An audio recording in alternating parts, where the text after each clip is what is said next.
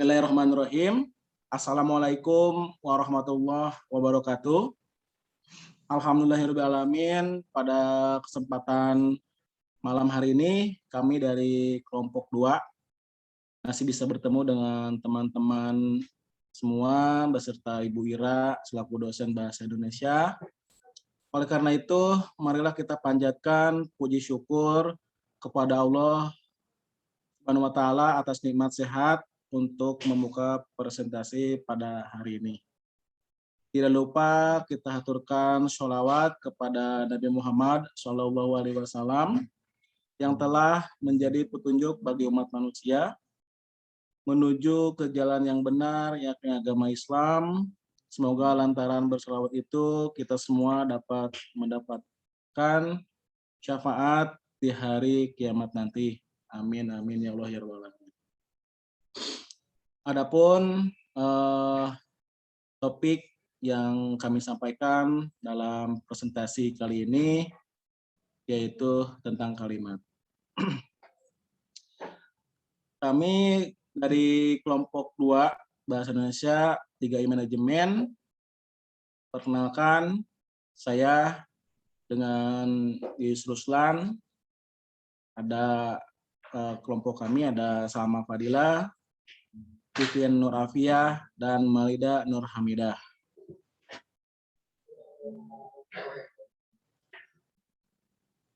Kalimat dalam bahasa Indonesia.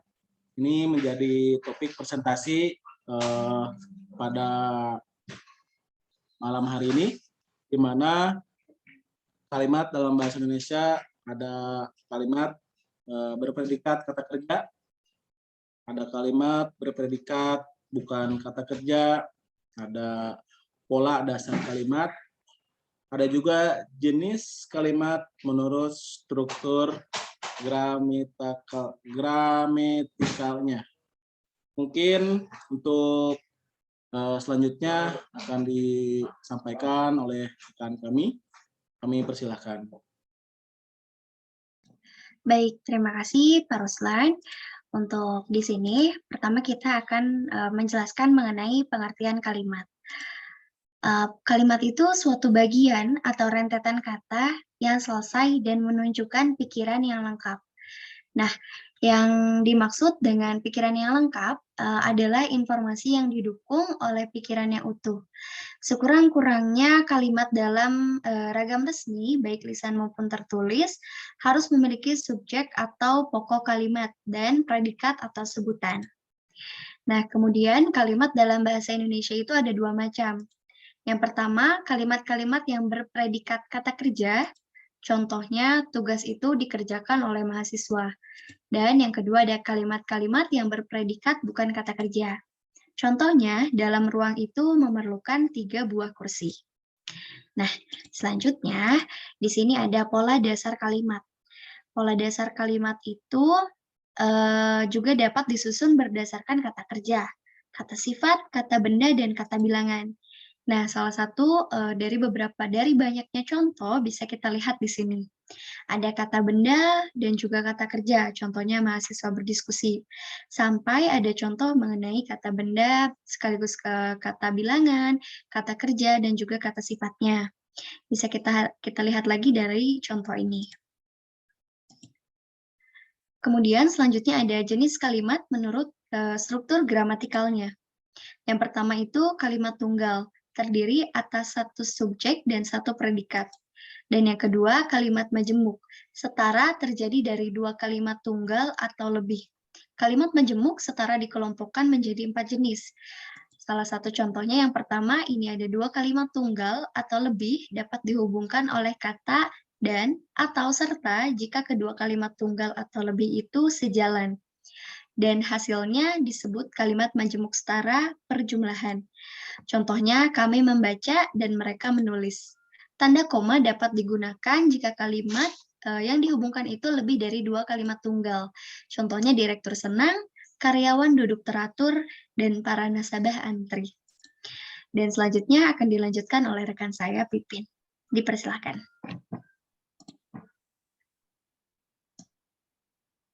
Baik, terima kasih Malida. Di sini saya akan kembali melanjutkan. Kedua, kalimat tunggal yang berbentuk kalimat setara itu dapat dihubungkan oleh kata tetapi jika kalimat itu menunjukkan pertentangan dan hasilnya disebut kalimat majemuk pertentangan. Seperti contoh, adiknya tinggi tetapi kakaknya pendek.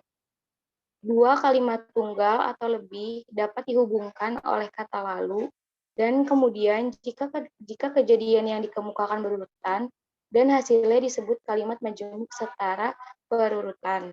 Contohnya, mula-mula disebutkan nama-nama juara menyanyi tingkat remaja, kemudian disebutkan nama-nama juara menyanyi tingkat dewasa.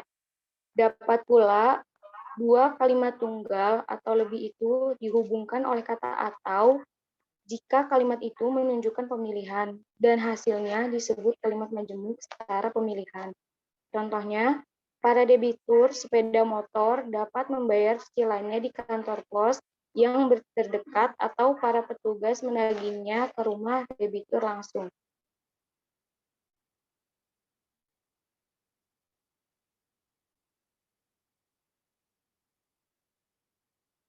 Kalimat majemuk setara rapatan.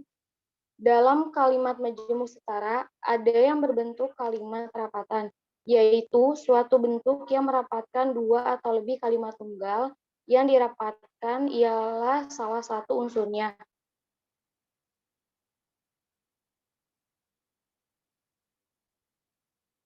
Contohnya, kami berlatih, kami bertanding, dan kami berhasil menang. Kami berlatih, bertanding, dan berhasil menang.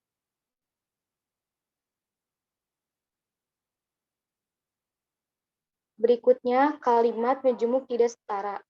Kalimat majemuk tidak setara terdiri atas satu suku kalimat yang bebas dan satu suku kalimat atau lebih yang tidak bebas.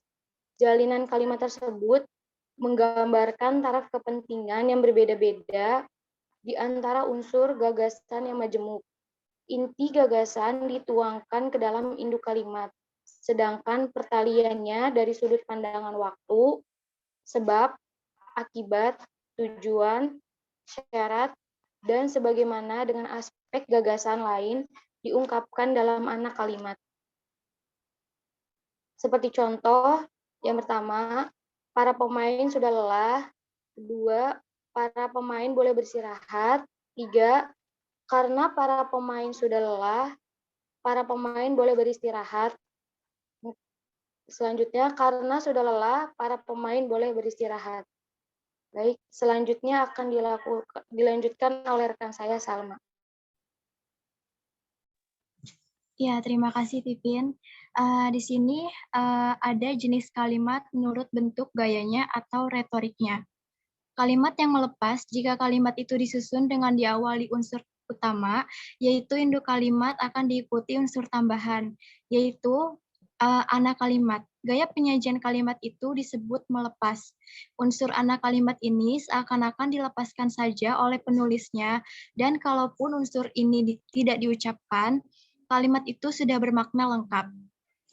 Contohnya seperti, saya akan dibelikan mobil oleh ayah jika saya lulus ujian sarjana.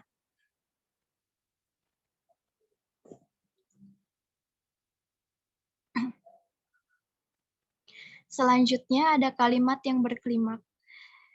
Jika kalimat itu disusun dengan diawali anak kalimat dan diikuti induk kalimat, gaya penajian kalimat itu disebut berklimaks.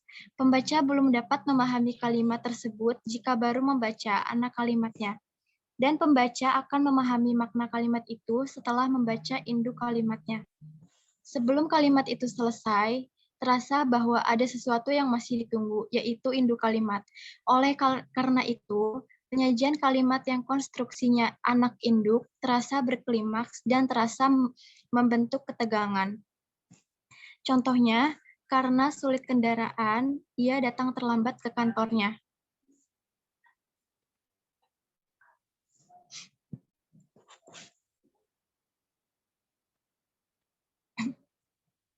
Selanjutnya ada juga kalimat yang berimbang. Jika kalimat itu disusun dalam bentuk majemuk setara atau majemuk campuran, gaya penyajian kalimat itu disebut berimbang karena strukturnya memperlihatkan kesejajaran yang sejalan dituangkan ke dalam bangun kalimat yang bersimetri. Contohnya bisa kita lihat seperti jika stabilitas nasional mantap, masyarakat dapat bekerja dengan tenang dan dapat beribadat dengan leluasa.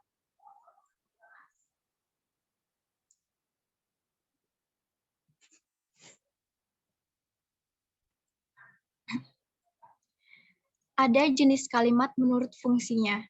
Kalimat pernyataan atau deklaratif. Kalimat pernyataan dipakai jika penutur ingin menyatakan sesuatu dengan lengkap pada waktu ia ingin menyampaikan informasi kepada lawan bahasanya. Biasanya intonasinya menurun, tanda bacanya titik. Misalnya, Presiden Susilo Bambang Yudhoyono mengadakan kunjungan ke luar negeri.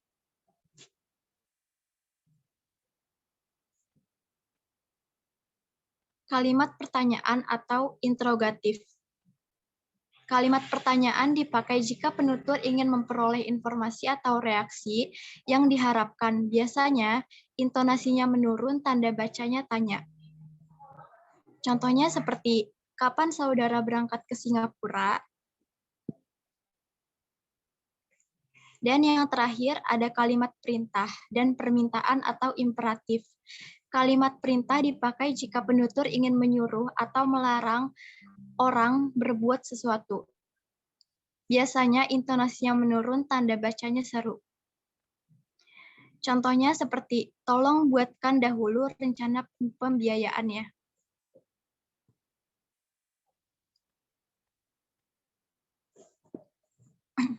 Ya, baik, terima kasih atas perhatiannya.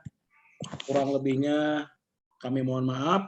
Demikian akhir presentasi kami dari kelompok 2. Semoga bermanfaat untuk kita semua.